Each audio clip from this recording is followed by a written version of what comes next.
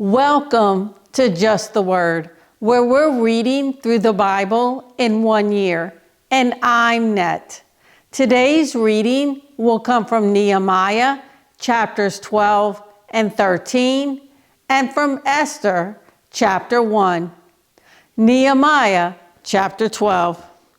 These were the priests and Levites who returned with Zerubbabel, son of Shealtiel, and with Jeshua, Seraiah, Jeremiah, Ezra, Amariah, Moloch, Hattush, Shechaniah, Rahum, Meremoth, Iddo, Ginnethon, Abijah, Mijamin, Moadiah, Bilgah, Shemaiah, Joiarib, Jediah, Salu, Amok, Hilkiah, and Jediah. These were the leaders of the priests and their associates in the days of Jeshua. The Levites were Jeshua, Binnui, Kadmiel, Sherebiah, Judah, and also Mattaniah, who, together with his associates, was in charge of the songs of thanksgiving. Bakbukiah and Uni, their associates, stood opposite them in the services. Jeshua was the father of Joachim, Joachim the father of Eliashib, Eliashib the father of Joiada, Joiada the father of Jonathan, and Jonathan the father of Jaddua. In the days of Joachim, these were the heads of the priestly families: of Seraiah's family, Moriah; of Jeremiah's, Hananiah; of Ezra's, Meshullam; of Amariah's, Jehohanan; of Moloch's, Jonathan; of Shechaniah's, Joseph; of Haram's, Adnah; of Meremoth's, Helkai; of Iddo's, Zechariah; of Ginnethon's, Meshullam; of Abijah's, Zichri; of Minamim's and of Moadiah's, Piltai; of Biglah's, Shemua; of Shemaiah's, Johonathan; of Joiarib's, Metanai; of Jediah's, Uzai; of Salu's, Kalai; of Amok's, Eber; of Hilkiah's, Hashabiah; of Jediah's, Nathanael.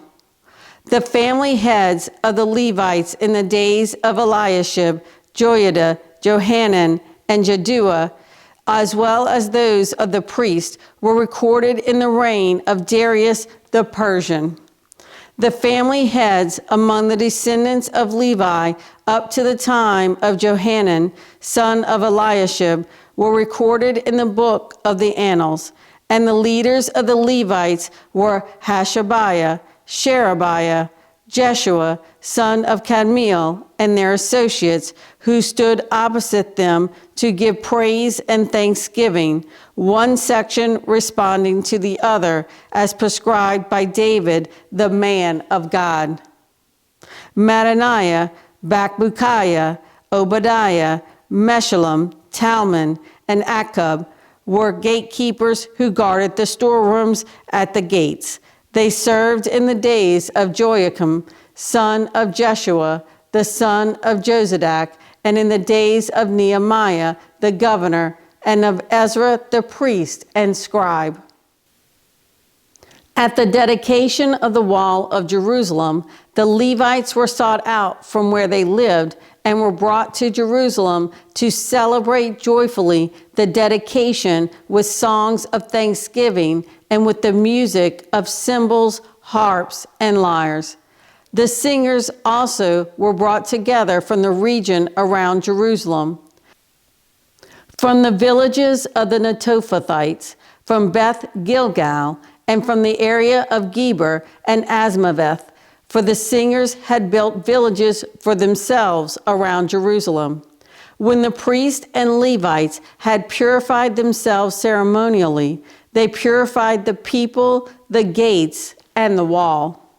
I had the leaders of Judah go up on top of the wall.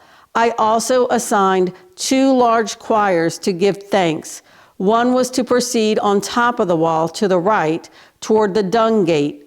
Hoshea and half the leaders of Judah followed them, along with Azariah, Ezra, Meshullam, Judah, Benjamin, Shemaiah, Jeremiah, as well as some priests with trumpets, and also Zechariah, son of Jonathan, the son of Shemaiah, the son of Mattaniah, the son of Micaiah, the son of Zakur, the son of Asaph, and his associates, Shemaiah, Azarel, Milalai, Gilalai, Mai, Nethanel, Judah, and Hanani, with musical instruments prescribed by David, the man of God. Ezra the scribe led the procession. At the fountain gate, they continued directly up the steps of the city of David on the ascent to the wall, and passed above the house of David to the water gate on the east. The second choir proceeded in the opposite direction.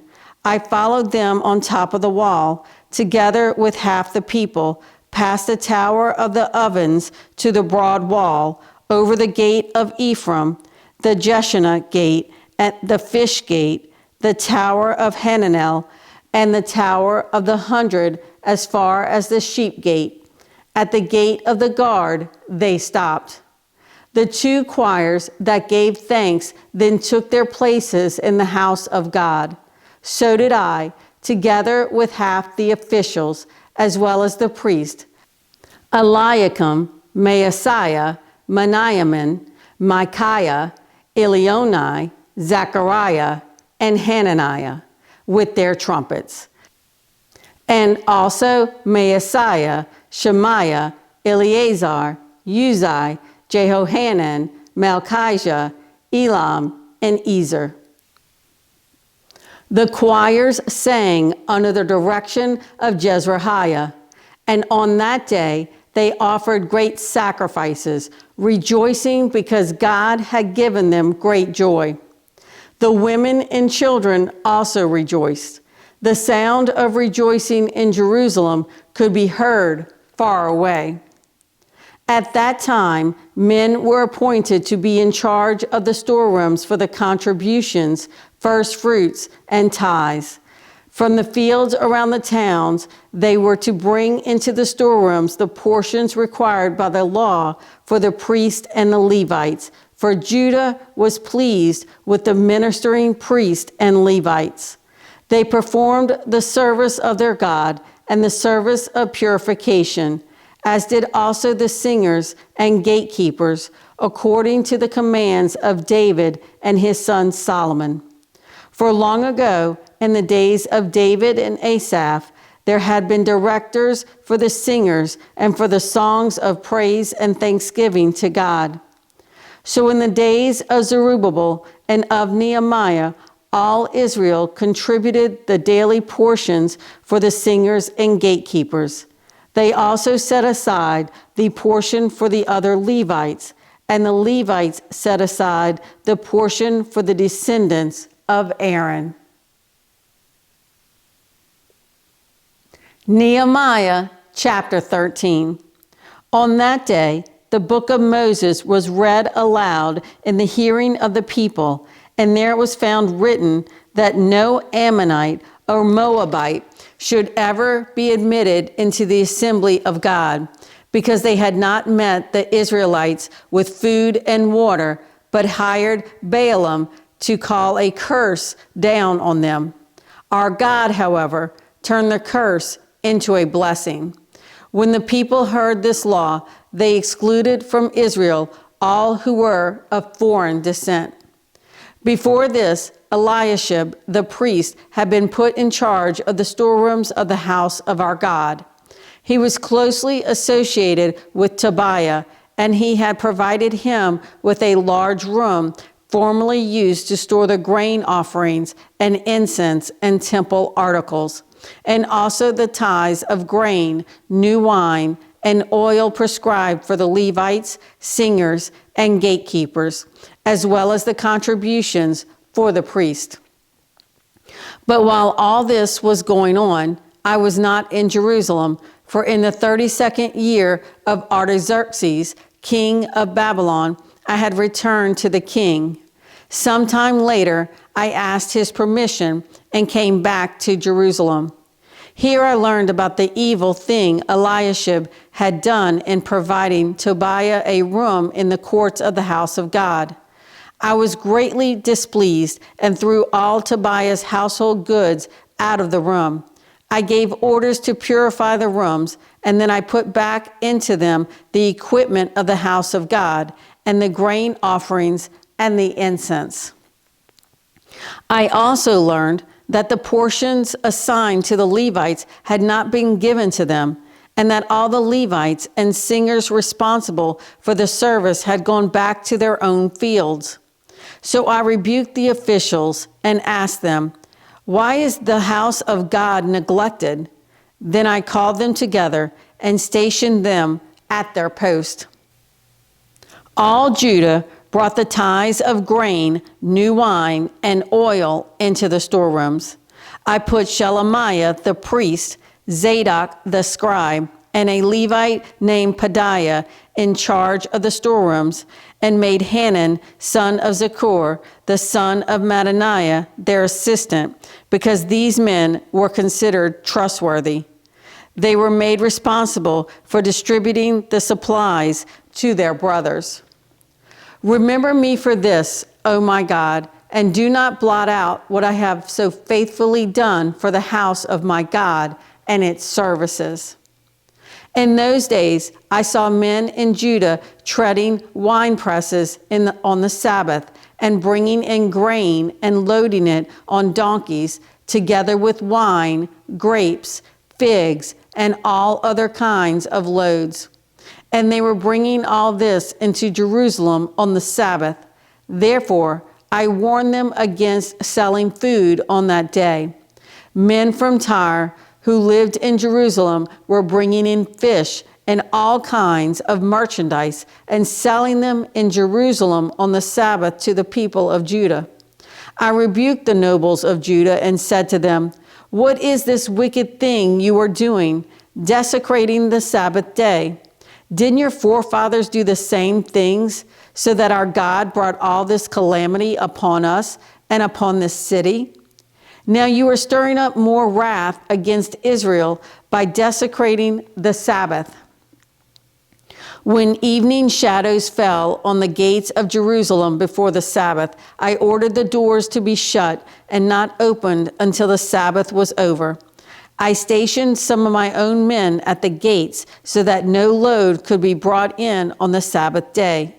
Once or twice, the merchants and sellers of all kinds of goods spent the night outside Jerusalem. I warned them and said, "Why do you spend the night by the wall? If you do this again, I will lay hands on you." From that time on, they no longer came on the Sabbath. Then I commanded the Levites to purify themselves and go and guard the gates in order to keep the Sabbath day holy. Remember me for this also, O my God, and show mercy to me according to your great love. Moreover, in those days I saw men of Judah who had married women from Ashdod, Ammon, and Moab. Half of their children spoke the language of Ashdod, or the language of one of the other peoples, and did not know how to speak the language of Judah.